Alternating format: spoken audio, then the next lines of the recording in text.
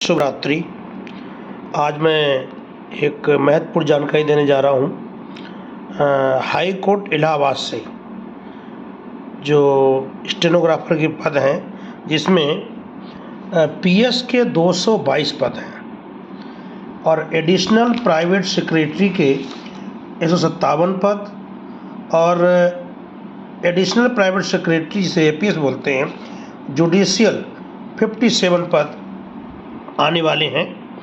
और इससे पहले भी हाई कोर्ट से जगह आई थी और हाई कोर्ट बहुत जल्दी भर्ती करता है, ज़्यादा टाइम नहीं लगाता है। तो मेरी आप सबसे निवेदन है कि इनकी साइट से हमने ये चीज़ें अपलोड की हैं, कोई हवाई नहीं, इनकी साइट पे पड़ी हुई हैं, आप लोग भी देख सकते हैं।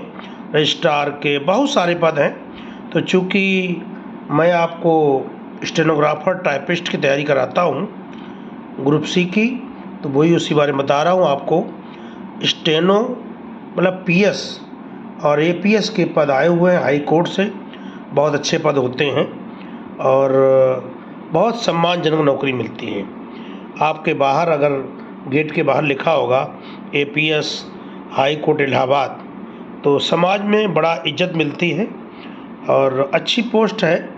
करना इसमें क्या है आपको कि ये बात ध्यान रखना कि स्टेनो लाइन में गणित के सवाल बहुत कम आते हैं और आते भी हैं तो 2 से 5 क्वेश्चन आते हैं, ज़्यादा कठिन क्वेश्चन नहीं आते हैं और बहुत टफ टेस्ट नहीं होता है। चूँकि जहाँ स्किल टेस्ट होता है वहाँ रिटन टेस्ट हल्का रहता है। बस आपको फोकस शॉर्ट हैंड टाइप दोनों पर रखना है। मतलब आपको टाइपिंग हिंदी और अंग्रेजी दोनों अच्छी खासी आती हो। ये बात ध्यान रखना, जब आप 50 की स्पीड घर में निकल रही होगी तो फिर वहाँ पे आपकी ठीक ठाक स्पीड निकलेगी, क्योंकि मैं उसी लाइन का व्यक्ति हूँ। मैं जानता हूँ जैसे ही आपसे कहा जाता है, कहते नहीं एग्ज़ाम फोबिया होता है, कहा जाता है बेटा थोड़ी देर में आपका टाइपिंग टेस्ट शुरू होगा, स्टार्ट, जैसे ही वह स्टार्ट बोला जाता है वैसे ही बच्चे का जो हार्ट बीट होती है वो बहुत तेज़ धड़कने लगती है। तो 5 तो वैसे ही स्पीड कम हो जाती है। और चूँकि नया कीबोर्ड होता है, आप घर में किसी और कीबोर्ड सीख रहे होते हो, वहाँ कोई और कीबोर्ड मिलता है, तो कुछ ना कुछ असर पड़ता है और थोड़ी बहुत गलतियाँ होती हैं। तो उसमें 5 या 10 स्पीड ऑटोमेटिक कम हो जाएगी, तब आपके वहाँ 40 निकलेगी। एग्ज़ाम फोबिया होता है।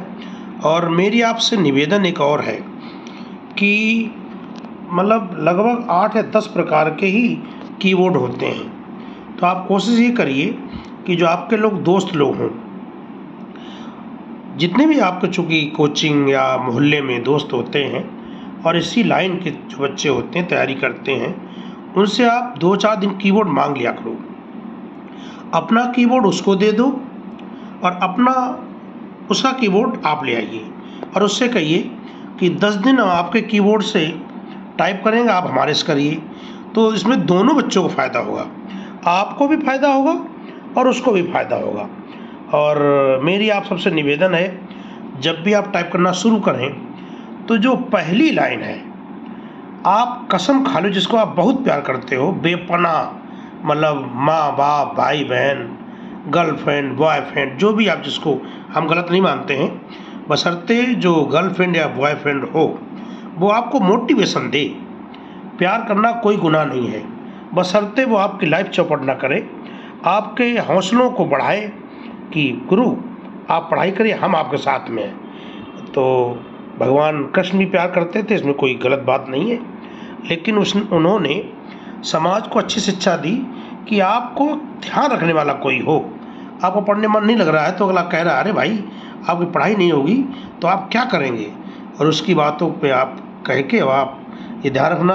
उनको जानते भी होगा, आप बिहार के दशरथ मांझी अपनी पत्नी से कितना प्यार करते थे, बेपनाह प्यार करते थे, और जब वो मर गई तो पहाड़ से ही खिसे आ गए कि ये पहाड़ तूने मेरी पत्नी मारी है, मैं तुझको मार डालूंगा। तो ऐसा जुनून होना चाहिए, ऐसा प्यार होना चाहिए, निश्चल प्यार होना चाहिए। जिसमें कपट नहीं होना चाहिए। और हमारी तो यही गुजारिश है कि पहला फोकस पढ़ाई, ये ध्यान रखने, पहला फोकस आपको अपनी लाइफ बनाना है। अगर आपका दोस्त अच्छा नहीं है तो तुरंत बदल दीजिए। अगर आपको पढ़ाई में व्यवधान पैदा करता है और आपकी पढ़ाई को रोकता है तो ऐसे दोस्त से तुरंत दूर चले जाइए। और वही दोस्त अगर आपसे कहे कि आप पढ़िए, सफल होइए, हम आपके साथ हैं, तो उससे बड़ा मोटिवेशन आपको किसी नहीं मिल सकता है। तो मेरी आपसे कोई गुजारिश है कि बेटा, जितने बच्चे तैयारी करते हैं, ये आज 4 अगस्त है, मतलब अगस्त के भी 4 दिन दब गए हैं और मतलब 5-6 महीने दबा के पढ़ाई कर लो प्यारे बच्चों।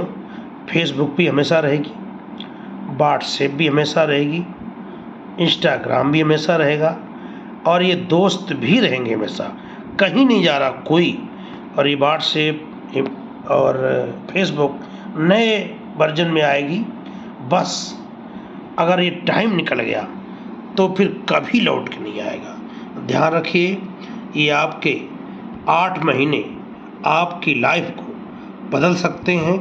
तो मेरी आपसे गुजारिश यही है कि जैसे भगवान राम जब 14 वर्ष के लिए जंगल गए थे, राजा का बेटा थे, हम आप तो एक साधारण इंसान हैं, और कब लौटे?